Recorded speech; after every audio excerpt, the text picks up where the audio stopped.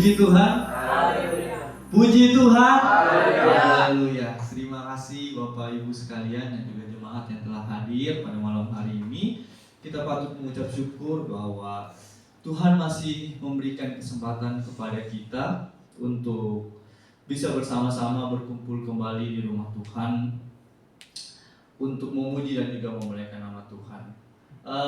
Pertama-tama terima kasih kepada Bang Dasman ya yang telah memberikan kesempatan kepada saya untuk dijadwalkan dalam pelayanan untuk berkhotbah pada hari Jumat. Terima kasih juga karena hal itu saya jadi cukur rambut ya. Terima kasih. Udah lama banget, sekitar nggak lama banget sih, baru beberapa bulan kali ya, 4 atau 5 bulan deh udah nggak cukur rambut. Sebenarnya mungkin kalau di sini kan judulnya membutakan hati dengan ego ya. Bapak saya sama tante-tante saya itu sering bilang sama saya, bilang gini, cuy potonglah rambutnya. Tapi saya nggak mau, gitu. Karena saya punya alasan sendiri bahwa tahun depan saya udah PPL, nggak bisa panjang lagi rambutnya. Nah, karena hal itu, tapi sampai-sampai ya Bapak Ibu sekalian, saya bilang gini, apa bahasa Indonesia itu? Taba apa foto ya? Taba bulumu, apa sih namanya? Potong rambutmu katanya. Udah kayak maling gitu. Kayak maling ayam katanya. Aduh, udah mati. Untung nenek saya ya. Gak apa-apa lah ya. Terus ada alasan yang lain juga yang membuat saya juga potong rambut kan. Karena waktu hari Senin waktu saya di klinik, ada pasien yang datang gitu. Ada pasien yang datang, anak muda sama ibunya. Saya ngejelasin obat, Bu, ini obatnya gini-gini segala macamnya. Terus saya perhatiin kan, kok logat-logat anak muda ini tuh kayak ketakutan, kayak cemas gitu. Nah, saya bilang dalam hati saya, ini anak muda kenapa ya? Apa saya serem ya? Apa tampang saya kayak preman gitu kan? Gara-gara rambut saya panjang gitu. Terus saya pikir, waduh, sekali dua kali saya pikir mungkin persepsi saya doang, asumsi saya doang. Terus sampai saya jelasin obatnya segala macem, sampai dia pulang, dia nggak berani natap mata saya gitu, kayak iya bang, ini berapa bang, kayak dikira saya malak gitu. Saya bukan malak ya, mentang-mentang saya panjang berarti saya kayak antagonis gitu, kayak antagonis banget di situ. Oke, kita akan mendengarkan firman Tuhan. Dari kemarin saya bingung apa ya judul buat khotbah gitu kan. Apa sih judul yang buat dikhotbahkan gitu. Nah, beberapa hari itu saya mikir kayak banyak gitu. Sebenarnya referensi buat tema dan juga judulnya itu banyak. Nah, karena saking banyaknya itu saya bingung gitu. Yang mana yang dipilih, kalau ini salah, kalau yang ini salah juga. Nah, jadi saya ulik-ulik terus materi-materinya satu persatu sampai ada satu kata yang benar-benar dominan dalam setelah saya mengeksekusi gitu. Kata itu adalah ego. Nah, ego ini ya Bapak Ibu sekalian dan juga jemaat, ego ini cenderung sudah ada dalam diri manusia. Ego itu sudah ada dalam setiap hidup kita masing-masing. Karena ego itu tidak bisa dipisahkan dalam hidup manusia, karena itu adalah sebuah keyakinan pada manusia di mana kita kekeh dan juga memiliki pendirian dalam hidup. Jadi berbeda dengan egois ya. Kalau egois itu adalah sikap untuk mementingkan diri sendiri tanpa memikirkan hal-hal yang lain. Jadi mengutamakan diri sendiri daripada mengutamakan hal yang lain. Oke, kita juga lihat dalam kehidupan kita bahwa dalam kehidupan kita pasti ada senang dan dukanya. Nah, dan juga terkadang ego kita lebih dominan daripada hal-hal yang seharusnya objektif gitu. Jadi ego ini sebenarnya cenderung lebih subjektif. Subjektif itu adalah sesuai dengan perasaan kita. Jadi kalau misalnya kesel nih gua sama orang ini nih, sikapnya kok kayak gini-gini ya, tapi kita hanya mementingkan dan melihat perspektif kita. Kita nggak melihat bahwa bagaimana sih pandangan orang lain itu. Sebenarnya dia ngomong kayak gitu tuh maksudnya apa? Sebenarnya dia berlaku seperti itu tuh alasannya itu apa gitu. Hanya mementingkan diri dan juga egonya. Oke, boleh lanjut?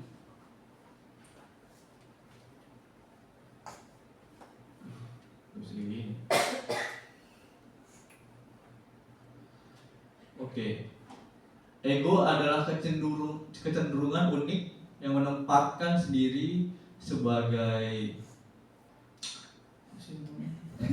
terlalu kecil ya. Oke, di sini aja ya. Oke, ego adalah kecenderungan untuk menempatkan diri sendiri sebagai pusat segala sesuatu. Ego yang tidak terkendali dapat menyebabkan perpecahan, perdebatan, dan kerusakan hubungan antar manusia. Ego bagaikan virus yang menjangkiti hati, membuat kita sulit untuk melihat dan memahami perspektif orang lain. Nah, saya membagi menjadi 3 di sini. Akibat dari ego itu adalah yang pertama perpecahan ya. Ego memicu konflik dari perselisihan. Nah, kadang dalam sebuah komunitas dan juga sebuah organisasi ataupun komunitas ya, baik itu di tongkrongan atau mungkin di tempat-tempat kita berkumpul, keluarga ataupun saudara kita, ego itu bisa memicu konflik atau perselisihan. Bahkan sama pasangan kita pun, kalau misalnya kita kekeh dengan ego kita, yang ada hanya berantem terus. Nah, kalau seandainya ego ini tidak diturunkan atau mungkin ego ini tidak diredakan, maka yang terjadi adalah hanya konflik dan perselisihan, dan tidak ada yang namanya damai dalam hidup. Egoisme menciptakan jurang pemisah yang sulit dijembatani. Jadi egois ini menciptakan jurang pemisah yang tadinya kita awalnya bareng-bareng, yang tadinya kita senang bareng, lewat bareng, terus main bareng dan segala macamnya, menghadapi susah senang bareng. Tetapi terkadang karena kita memiliki sebuah pendapat ataupun keinginan kita yang cenderung egois, itu menciptakan jurang. Jadi sehingga kita malas sama orang itu, kesel gua, pendapatnya beda mulu, setiap gua ini nggak sesuai mulu, nggak perlu lah sama gua, kontra terus gitu. Nah, lalu yang kedua adalah kerusakan hubungan. Ego menyebabkan kurangnya empati dan rasa peduli terhadap orang lain. Hubungan yang dibangun atas dasar ego cenderung rapuh dan mudah hancur. Nah, sedikit cerita Bapak Ibu dan juga jemaat sekalian, dalam hubungan itu ya, terutama pasangan gitu kan. Nah, terkadang yang membuat kerusakan hubungan itu adalah ego. Ini juga menjadi sebuah ego. Contoh, kalau misalnya kita disuruh untuk mengerti pasangan kita ya, kamu tuh harus ngerti aku tuh orangnya kayak gini, aku tuh orangnya harus diperhatiin.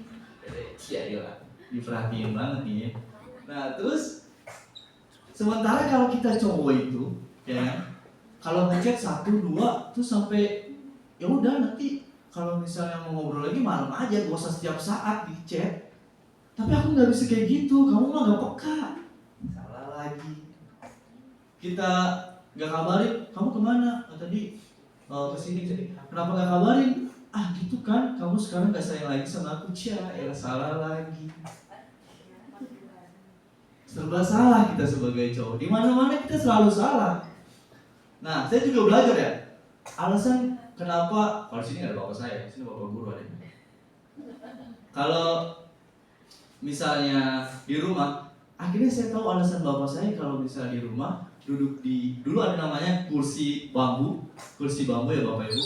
Itu bapak saya selalu kayak gini, megang-megang kepala. Waktu kecil saya mikir, bapak saya kenapa ya? Kok megang-megang kepala terus? Perasaan gak gatel. Kalau gatel mah garutnya sekali aja kali. Nah, saya mikir, oh iya, mama kan lagi berantem ya sama mama kan. Terus setelah saya dewasa, ternyata ini yang dirasakan oleh bapak saya. Akhirnya saya merasakannya juga. Nah, jadi itu, ketika kita hanya mementingkan ego kita, hanya mementingkan hal yang kita anggap bahwa saya sudah paling benar nih, saya sudah sesuai nih dengan kemauan saya, tetapi kita tidak bisa melihat sudut pandang orang lain, kita hanya kekeh gitu. Nah, itu hanya menimbulkan yang namanya kerusakan hubungan. Ketika dua orang ataupun dua insan saling mempertahankan egonya, itu hanya menimbulkan namanya perpisahan dan juga perselisihan. Jadi bukan hanya selingkuh atau segala macam, tapi ego juga bisa menimbulkan namanya perpisahan. Oke, yang ketiga yang namanya kehilangan kebenaran. Nah, ego itu membutakan hati kita terhadap kebenaran dan kasih. Kita terjebak dalam pemikiran dan keinginan pribadi sehingga sulit untuk menerima nasihat dan bimbingan. Nah, kehilangan kebenaran ini biasanya kita dapatkan dalam kehidupan kita sebagai seorang anak. Terkadang dalam kehidupan anak muda, kita memiliki keyakinan-keyakinan yang bahkan kita menganggap bahwa orang tua kita itu nggak tahu apa-apa. Kita kan kayak, ini kan hidup gue ya kan? Orang tua mah udah kolot kali, pemikirannya udah lama. Sekarang udah zamannya 2024, udah nggak laku lagi yang namanya kayak gitu. Chill bro, ya kan? Santai aja. Nah tapi karena kita sudah membiasakan hal-hal tersebut, kita mementingkan ego kita tidak mendengarkan nasihat-nasihat yang dibilang oleh orang tua kita, maka kita perlahan-lahan mulai namanya kehilangan kebenaran ini. Kita terjebak dalam pemikiran dan keinginan pribadi sehingga sulit untuk menerima nasihat dan bimbingan. Boleh lanjut? Oke. Jadi dalam khotbah ini saya mengambil khotbahnya itu adalah Roma 1 ayat 28. Roma 1 ayat 28 berbunyi, dan karena mereka tidak mau menerima Allah dalam pengetahuan mereka, Allah menyerahkan mereka kepada pikiran-pikiran yang sia-sia, sehingga mereka melakukan apa yang tidak pantas. Ayat ini menggambarkan konsekuensi dari menolak Allah. Mereka yang menolak Allah akan kehilangan kemampuan untuk berpikir jernih dan melakukan apa yang benar. Ego menjadi pengganti Allah. Ini harus digarisbawahi. Ego menjadi pengganti Allah, mengendalikan pikiran dan perilaku mereka. Jadi menurut ayat ini bahwa dikatakan mereka tidak mau menerima Allah, dan juga Allah membiarkan mereka kepada pikiran yang sia-sia. Tuhan sudah, coba kita lihat perspektif ya. Kalau seandainya kita jadi kita tukar posisi gitu, Tuhan sudah merawat kita dari kecil. Bahkan kalau dari zaman dahulu kita lihat dari bangsa Israel bahwa Tuhan selalu setia gitu kan. Meskipun umat Israel itu sangat bebal, kadang juga berbuat dosa sampai berlebihan, tetapi Tuhan tetap setia untuk menolong umatnya. Sampai Tuhan di sini bilang Allah menyerahkan mereka kepada pikiran yang sia-sia. Nah, ada satu titik di mana saya nggak tahu ya, kalau misalnya di ayat ini itu dijelaskan bahwa Allah menyerahkan mereka kepada pikiran yang sia-sia. Artinya menyerahkan itu adalah sebuah kata yang digunakan bahwa itu sudah capek, saya nggak kayak lelah banget gitu. Ibarat kayak gini, orang tua bilangin sama kita sebagai anak muda ya, ayo dong bangun pagi, ya kan, dibangunin terus dimarahin terus, Joy bangun dong. Ya setuju kan, sampai ada satu pengalaman di rumah, karena saya orangnya susah bangun, jadi bapak saya itu punya ide, ini anak gak bangun-bangun nih, udah sampai jam 9, jam 10 mau jadi apa ini anak. Ide lah bapak saya kan, diambilnya itu apa namanya, semprotan burung. Kalau misalnya bapak ibu lihat semprotan burung, semprot itu, saya lagi tidur di sofa. Karena saya kalau misalnya orang udah tidur, orang itu mau berisik, mau ngapain aja, saya gak bakal bangun gitu. Bahkan alarm saya sendiri saja nggak dengar, meskipun taruh di kuping saya tuh nggak dengar. Mungkin kalau misalnya kayak Bang Dasman udah tahu lah alarmnya kayak segede apa ya, dari lantai 3 bisa kedengaran kali sampai lantai 1. Nah terus bapak saya ini anak udah dimarahin, udah dikasih tahu nggak dengar juga. Sampailah pada saat bapak saya ambil semprotan burung, disemprot kaki saya. Kata saya, perasaan kok mimpinya gak hujan ya, kok tiba-tiba dingin kaki saya gitu. Saya heran juga, apa sih? Sudahlah, saya tidur lagi kan. Mungkin perasaan mimpi saya doang kan, perasaan saya doang. Terus, ini gak cuma sekali loh ya, ini 2 kali, 3 kali kok makin dingin. Saya melek dikit, iya ada bawa saya. Tapi itu teman-teman, dan juga Bapak Ibu sekalian, bahwa terkadang bapak saya juga kayak capek gitu kan, kayak ini anak udah dibangunin, udah disemprot air, nggak dengar juga, ya udahlah terserah kamu aja. Nanti kalau misal bapak saya udah marah banget, baru kita apa yang mau dikerjain pak? Ada yang mau dikerjain? Itu baru bangun. Nah jangan sampai nanti Tuhan membiarkan kita dan juga murkakan kita. Kita jangan, salah satu kesalahan manusia adalah mengabaikan. Terkadang mengabaikan itu pada maksudnya adalah arti dalam kesombongan. Kesombongan, kenapa saya bilang kesombongan? Bahwa menganggap semuanya itu bisa dilakukan secara cepat, instan, dan juga menyepelekan gitu. Bahkan kalau dalam hal-hal kecil seperti ini saja tidak bisa kita dipercaya, maka bagaimana dengan hal-hal yang besar? Oke, lanjut yang ketiga. Ini apa namanya? Bagaimana ego itu bisa menjadi pengganti Allah? Alasannya itu apa sih sehingga ego itu bisa menggantikan Allah? Penyebab dan juga cara ego itu bekerja dalam hidup kita itu bagaimana? Yang pertama itu adalah penolakan Allah. Ketika kita menolak Allah, kita menolak sumber kebenaran, kasih, dan hikmat. Seperti halnya yang saya bilang tadi, ketika kita hanya kekeh dengan ego kita, pemikiran subjektif kita, maka apapun yang masuk dalam pikiran kita, entah itu nasihat dan juga hal-hal yang baik, itu tidak akan terdengar. Ibarat kayak misalnya, kan ada yang bilang, apa namanya, masuk kuping kiri, keluar kuping kanan ya. Tapi kalau misalnya udah punya ego, masuk kuping kiri, keluar kuping kiri, jadi mental. Nah, lalu yang kedua, pikiran sia-sia. Tanpa Allah, pikiran kita menjadi distorsi dan ego menguasai hati. Ketika kita tidak mengandalkan Tuhan dalam hidup kita, apapun yang kita kerjakan, yang dikuasai adalah ego. Lalu yang ketiga, perbuatan yang tidak pantas. Egoisme memicu tindakan yang merusak diri sendiri dan orang lain, menjauhkan kita dari kasih dan kasih karunia Allah. Nah, dari hasil ego dan juga pemikiran yang keras kepala tadi, yang timbul karena egoisme itu, kita mulai berpikir bahwa semuanya itu benar, apa yang saya lakukan itu benar, saya mau bebas dari segala macamnya, sehingga ego itu tumbuh dalam hati kita, sehingga kita nggak mau lagi mendengarkan apa kata orang, apa kata orang tua kita, apa kata orang-orang yang lebih tua, sehingga perbuatan-perbuatan kita itu menjadi tidak pantas. Kita ambil contoh seperti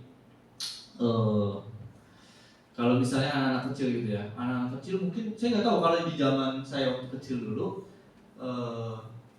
bapak saya itu selalu ngajarin kalau misalnya ada tamu atau mungkin ada orang lain yang datang ke rumah kita, sebagai anak kecil itu kita salim, kita sapa. Tetapi karena tidak tahu gitu ya, karena pikiran kita. Tapi kalau anak-anak sekarang itu cenderung lebih seperti ya udahlah ya, tamu juga yang datang, bukan, mereka juga nggak kenal kita kok, nanti bapak saya lah yang layan gitu, nanti mama saya lah yang ngobrol gitu. Nah, mungkin kita juga kadang seperti itu. Ketika kita egois, kita hanya memikirkan diri sendiri, kita merusak diri sendiri dan orang lain. Contohnya ketika kita sedang bekerja atau mungkin orang lain sedang bekerja, karena kita memiliki egois, gak usah lah kita pikirin orang itu, yang penting kan gua baik-baik aja, gua gak kenapa-napa gitu, gak usah lah gua tolongin, gak usah juga lah gua bantuin orang itu. Nah, itulah hasil dari egois yang membuat perbuatan kita menjadi tidak pantas. Oke, lalu selanjutnya kita juga harus mengetahui latar belakang dan juga tujuan Rasul Paulus yang dituliskan dalam Roma 1 ayat 28. Surat Roma ini ditulis oleh Rasul Paulus sekitar tahun 57 Masehi. Paulus menulis surat ini untuk memperkenalkan Injil kepada jemaat di Roma dan mengklarifikasi kesalahpahaman tentang iman Kristen. Pada zaman Paulus, banyak orang Romawi menyembah berhala dan hidup dalam kebebasan moral yang ekstrim. Jadi dalam kitab Roma ini, Paulus itu menyampaikan bahwa kehidupan orang Romawi itu udah jauh dari kehendak Tuhan. Nah, bahkan sampai sudah titik yang namanya itu ekstrim, yang namanya seks bebas dan juga berdusta dan juga menipu segala macamnya, itu sudah menjadi hal yang wajar. Itu tidak menjadi namanya krisis moral, tidak menjadi sebuah moral yang harus diperbaiki, tetapi sudah menjadi bagian dalam hidup yang sehingga hasilnya adalah terbiasa. Kita membiasakan hal-hal yang salah sehingga kita mewajarkan hal-hal yang salah. Udah biasalah itu mencuri, biasalah itu kita sebagai anak muda, contoh ya, udah biasalah kita ngomong kebun binatang, sudah menjadi gaya sosial gaya hidup kita gitu. Duh bejir lah. Jangan. Nah, jadi karena hal-hal itu kita membiasakan dan juga mewajarkan yang namanya hal-hal yang tidak pantas ataupun hal-hal yang tidak baik. Demikian juga hal-hal yang dilakukan orang-orang Roma tersebut, mereka bahkan sampai berada di mana titik yang saya lakukan biasa aja, lingkungan sekitar saya ya sudah pada melakukan semuanya gitu. Coba kita melihat pada zaman sekarang, terutama pada zaman modern sekarang ya, yang namanya seks bebas, habis itu melawan orang tua, dan juga bahkan akhir-akhir ini saya mendengar bahwa guru itu tidak lagi dihormati, bahkan sampai dipukuli, sampai dimaki. Itu hal yang biasa karena sudah membiasakan hal-hal yang salah, mewajarkan hal-hal yang salah dalam hidupnya, sehingga timbul ego dalam diri, sehingga mereka tidak lagi menyadari yang namanya kesalahan-kesalahan tersebut. Tidak ada sebuah kepekaan di mana rasa bersalah itu timbul. Bagaimana menghormati orang lain, menghormati orang tua, dan juga segala macamnya. Bahkan kalau misalnya dari teman-teman saya gitu, dari lingkup pergaulan saya, kayak seks bebas itu benar-benar kayak udah jadi kayak makanan sehari-hari sih. Kayak misalnya lagi pacaran nih, ya kan? Habis itu putus, habis itu dia dapat pacar lagi, tiba-tiba dia cerita, kemarin lu staycation di mana? Kayak hal yang udah biasa gitu. Itu kan hal yang tabu ya, hal yang sudah harusnya menjadi aib gitu. Bahkan kalau pada zaman perjanjian waktu Tuhan Yesus yang menyelamatkan perempuan sundal yang melakukan zina kepada orang gitu kan, sampai hampir mau dilempari batu. Tapi sekarang itu sudah menjadi hal yang wajar. Inilah alasannya, karena tidak ada lagi yang namanya penyertaan Tuhan dalam hidupnya. Tidak ada lagi yang namanya kehendak Tuhan dalam hidupnya. Dia tidak mau menerima Tuhan dalam hidupnya, sehingga mewajarkan segala sesuatu yang salah menjadi budaya yang sudah menjadi kebiasaan.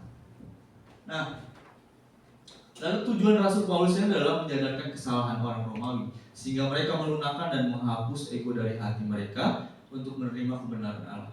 Yang kedua, panggilan untuk hidup kudus. Paulus ingin mendorong orang-orang percaya untuk hidup sesuai dengan kehendak Allah.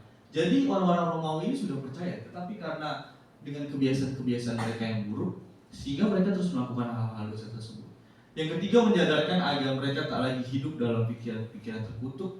Alasannya, karena Tuhan telah membiarkan mereka tersesat pada pikiran. Hal ini disebabkan oleh keegoisan untuk menikmati kesenangan dunia. Puji Tuhan.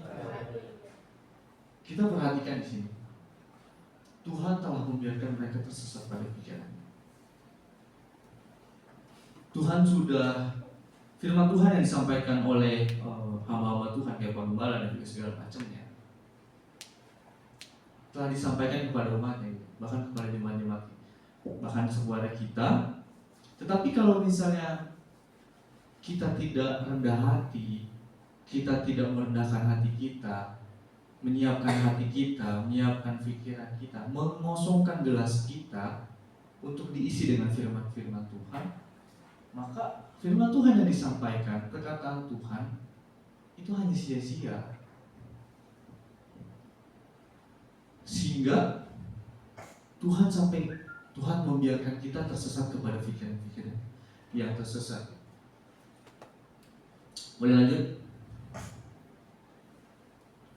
Nah, kita masuk ke dalam pengertian buta hati. Buta secara harfiah berarti kehilangan kemampuan untuk melihat. Namun dalam konteks Roma 1 ayat 28, buta hati merujuk pada ketidakmampuan untuk memahami kebenaran dan kasih Allah. Hati yang buta oleh ego tidak dapat menerima kebenaran dan kasih Allah, sehingga mereka terjebak dalam kegelapan dan dosa. Jadi membutakan hati dengan ego adalah menutup mata hati manusia dengan kebenaran dan kedaulatan Allah, dengan menutupnya dengan sikap atau perasaan yang mementingkan diri sendiri tanpa menghiraukan pengorbanan Yesus di kayu salib. Tapi terkadang kalau misalnya kita lihat dalam diri sendiri, coba kita merenung. Terkadang kita sudah menjadi bagian dalam hal ini. Terkadang kita membutakan hati kita kepada Tuhan. Kita menutup diri kita. Kita menutup hati kita dan tidak mendengarkan firman Tuhan. Kalau misalnya kita lihat dalam lingkup hidup kita ya, kadang kita tuh punya yang namanya ego. Itu kan saya bilang tadi sudah ada dalam hidup manusia. Tapi karena ego kita tinggi, kadang kita, Tuhan mau bilang ini, orang tua nasihat ini, segala macamnya, kita nggak mau dengar. Kadang kita kayak gitu juga. Ketika kita melakukan dosa kayak hal yang ya udahlah biasa aja.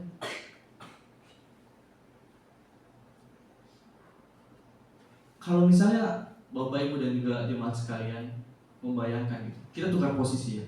Kalau misalnya Bapak Ibu sekalian berada di posisi Yesus di kayu salib, bagaimana pengorbanan Bapak Ibu disia-siakan? Tuhan merendahkan diri dan hatinya untuk hidup dan menjadi manusia, makhluk hidup yang penuh dosa. Ia turun dari tatanya yang paling tinggi itu. Dia memperhatikan manusia bahwa sudah terlalu jauh. Lalu dia mengorbankan anaknya yang tunggal, Yesus sendiri. Dia disiksa, bahkan di Galilea pun dia diusir. Selama hidupnya penuh dengan penderitaan. Bayangkan saja, Tuhan kita rela melakukan semua itu. Tetapi ketika sudah ditebus, kita sebagai manusia tidak tahu diri. Kita tidak memikirkan bagaimana Yesus itu berkorban. Bukan hanya waktu dan pikirannya, bahkan dirinya rela disiksa.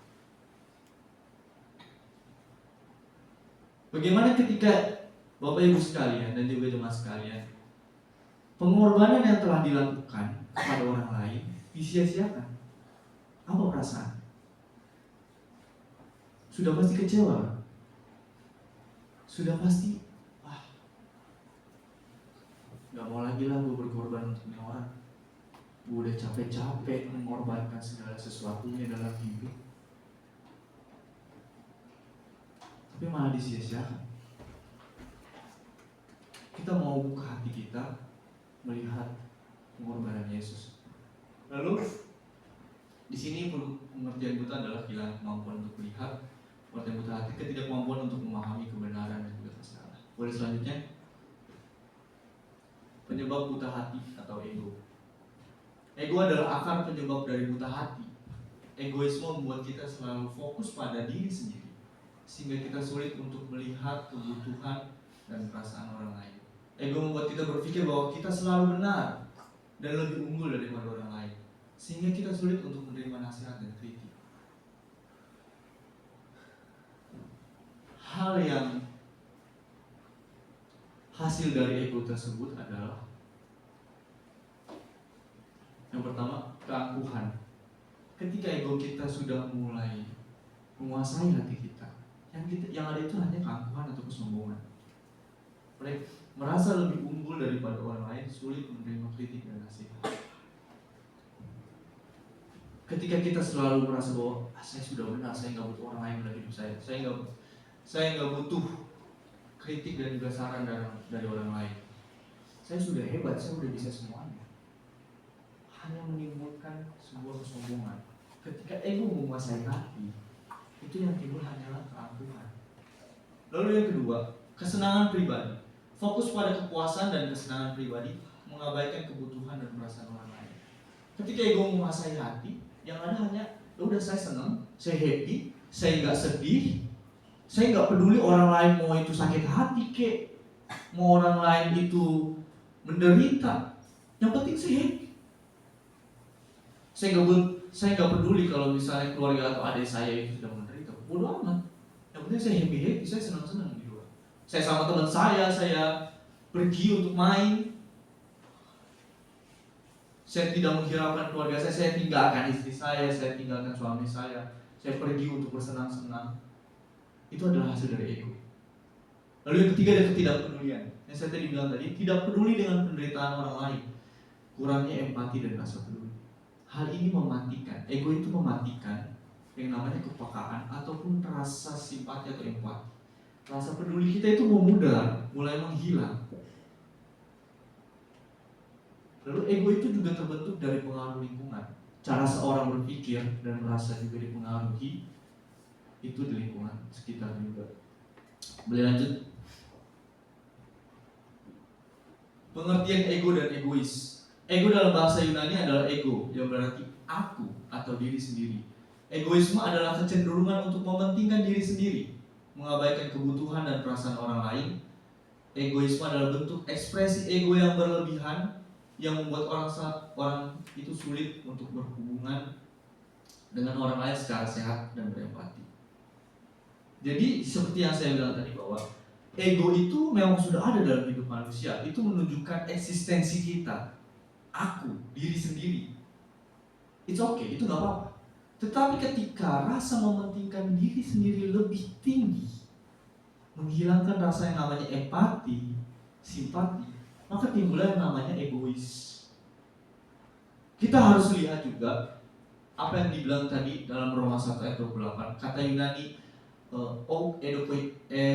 edokimasan, yang diterjemahkan menjadi tidak mau menerima Allah dalam pengetahuan mereka, menunjuk pada penolakan dan penentangan terhadap Allah. Jadi edo itu artinya tidak. Edokimasan itu mengakui, menilai, menempatkan secara layak. Dalam bahasa Yunani itu seperti itu artinya. Nah, ketika manusia itu tidak menempatkan, bahkan tidak mengakui secara layak Tuhan, maka hasilnya adalah ini: keangkuhan, egoisme, menolak kebenaran. Kita tidak bisa lagi mendengar yang namanya benar atau salah. Kita hanya kekeh kepada keegoisan kita. Bahkan firman Tuhan yang kita baca, yaudah itu hanya sekedar baca buku bacaan gitu. Hati kita tidak lagi tersentuh. Mereka yang menolak Allah cenderung mementingkan diri sendiri dan menolak untuk mengakui otoritas dan juga kehendak Allah. Seperti yang saya bilang tadi, betapa sedihnya Tuhan ketika Tuhan sudah berkorban untuk manusia, tetapi kita sebagai manusia menyanyikan pengorbanan itu, bahkan tidak mengakui secara layak Tuhan dalam hidup kami. Boleh selanjutnya? Nah, implikasi penolakan dan pengakuan Allah. Penolakan Allah berakibat fatal. Hati yang buta oleh ego akan terjebak dalam kegelapan, ketidakbenaran dan dosa. Mereka akan kehilangan arah hidup dan tidak dapat menemukan kebahagiaan sejati. Di sisi lain, pengakuan Allah membawa berkat dan keselamatan. Kita mengakui Allah sebagai Tuhan dan Juru Selamat. Kita membuka hati untuk menerima kebenaran kasih yang banyak. Kita mempunyai hidup yang benar dan mengalami kebahagiaan sejati yang bersederhana. Nah, ada beberapa implikasi dari penolakan dan juga pengakuan Allah tersebut. Yang pertama, penolakan Allah itu menghilangkan kebenaran. Yang dulunya kita diajar oleh orang tua kita supaya baik dan juga jujur segala macamnya, tetapi ketika ego itu datang, maka kita menghilangkan kebenaran tersebut. Lalu yang kedua, membangun sistem nilai sendiri.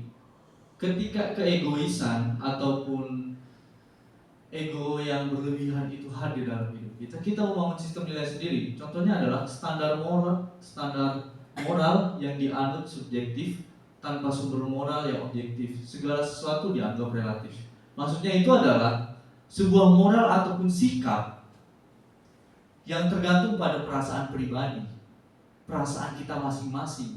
Jadi kalau misalnya perasaan kita baik, jadi kebenaran itu hanya berpaku kepada perasaan kita. Kita tidak terpaku lagi namanya kebenaran objektif atau firman Tuhan. Jadi semua masalah yang ada dalam hidup, semua yang kritik dan juga nasihat yang diberikan, itu kayak ya udahlah ya, kebenaran itu bisa berubah-ubah. Contoh, kalau misalnya kita melihat dari kasus, mungkin ada yang udah baca berita Prabowo menangkap beberapa koruptor di Indonesia ya, baru menjabat sudah menangkap koruptor. Mereka itu seperti ini. Mereka membangun sistem nilai sendiri. Mereka membangun moralnya sendiri. Mengatakan bahwa korupsi itu udah biasa, udah jadi budaya Indonesia. Nggak usah dipermasalahin lagi. Tetapi sebenarnya itu adalah hal yang salah. Bayangkan seorang yang mempunyai pendidikan tinggi, hal seperti mencuri dan mengambil hak orang lain itu nggak tahu. Alasannya kenapa? Egois, mementingkan dirinya sendiri. Lalu yang ketiga, relativisme moral, mewajarkan hal-hal yang salah dan menjadikan hal itu menjadi hal yang biasa. Seperti yang saya bilang tadi, ini juga menjadi sebuah permasalahan bagi anak muda ya. Saya juga sering teledor, kayak hal mengumpat dan juga candaan yang seperti itu tuh sudah menjadi hal yang biasa gitu. Kayak kemana, sorry ya, ini sorry aja, kayak mana lu nyet, nyetak gol maksudnya ya. Mana lu bi, kayak, tapi kalau misalnya orang tua kita dengar ya, joyo omongannya ya, oh ya kita udah dikecilin suaranya ya. Ngobrol sama teman, kecil-kecil suaranya cok, gak usah gede-gede nanti kedengaran bokap gua. Itu sudah menjadi hal yang bahwa relatif gitu. Enggak, hal-hal yang salah menjadikan hal yang biasa. Lalu 4, hilangnya kompas moral. Susah dan tak bisa membedakan mana yang baik dan buruk. Jadi ketika kita sudah dekat kepada Tuhan, ketika kita hidup di dalam Tuhan, kita memiliki yang namanya kompas moral. Ketika kita berbuat ataupun bertindak, kita bisa mengetahui bahwa oh Tuhan gak suka ini loh, oh Tuhan itu senangnya ini loh, Tuhan itu senangnya kalau kita berbuat baik, kalau misalnya kita jujur segala macamnya. Tetapi kalau misalnya kita kehilangan kompas moral ini karena keegoisan kita tadi, maka yang timbul itu hal biasa. Kita sudah, ini benar gak sih? Ini salah gak sih? Yang penting kita bertindak aja gitu. Kita tanpa mengetahui bahwa hal ini itu salah. Saya boleh mengambil pengalaman hidup saya. Jadi dulu waktu SMP itu jujur, karena mungkin pengaruh dari lingkungan dan juga teman-teman saya, bokap saya selalu bilang kayak gini, jangan coba-coba untuk mencuri atau mengambil hak orang lain. Dari kecil saya selalu ditanamkan hal-hal seperti itu. Tetapi ketika saya bergaul dengan teman-teman saya, mungkin ini hal yang terlihat seperti biasa gitu kan di kalangan anak muda ataupun di lingkungan sekolah. Ada satu ketika di mana jam istirahat, saya itu datang ke sekolah tetapi nggak bawa duit. Nah, terus teman saya juga uangnya kurang, bawa duit tapi kurang. Tapi kita pengen jajan banyak, kita lapar. Akhirnya timbullah yang namanya otak-otak. Gimana kalau misalnya kita ke kantin, kita ngambil gorengan si Uni? Mantap tuh. Yeah. Terus beli gorengan. Bu, beli gorengannya 5 ya, harus bayarkan 5. Harus bayar 5. Kelebihannya apa? Kembaliannya itu lebih. Yang tadi aturan uangnya 7.000, dikasihnya 10.000.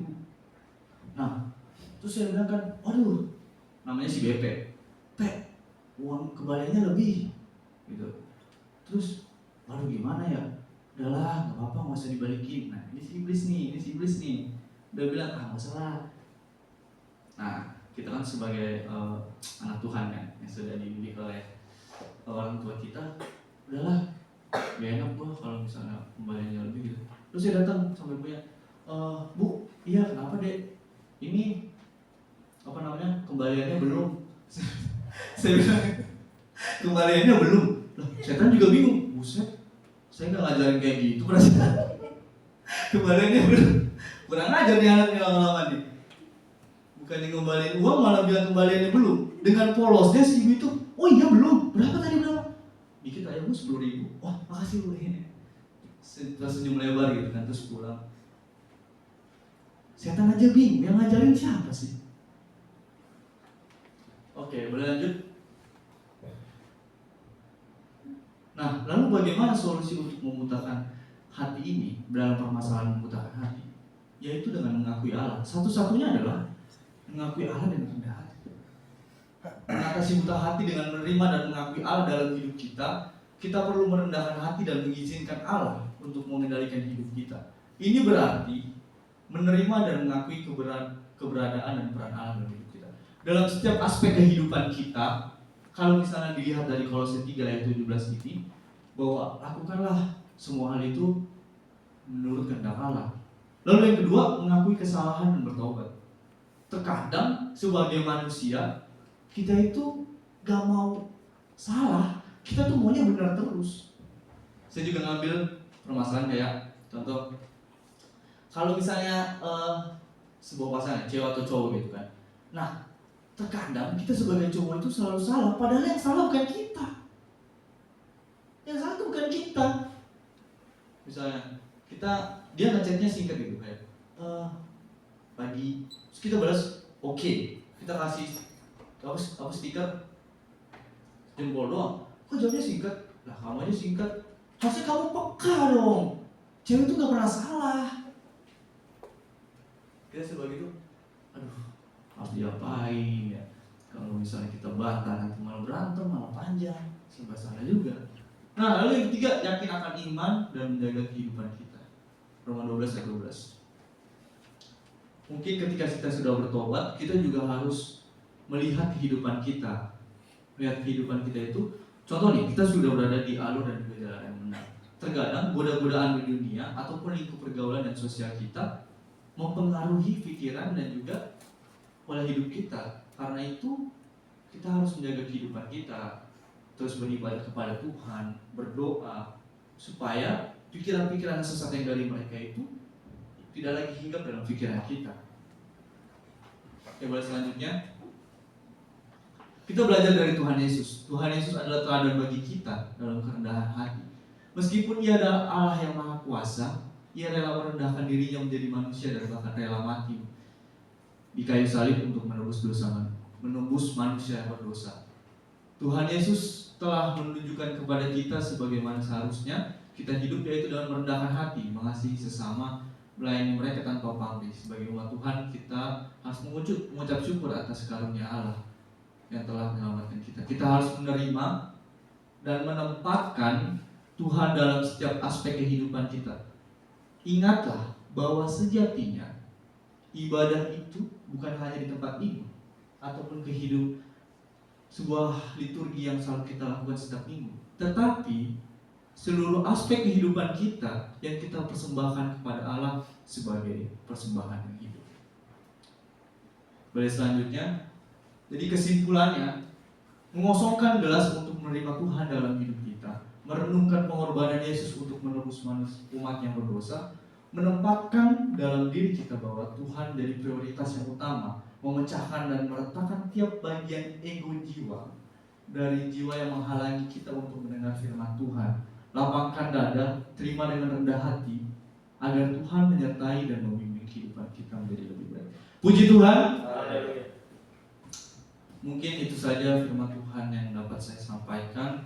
Kiranya firman Tuhan ini dapat berkenan dalam setiap kehidupan kita.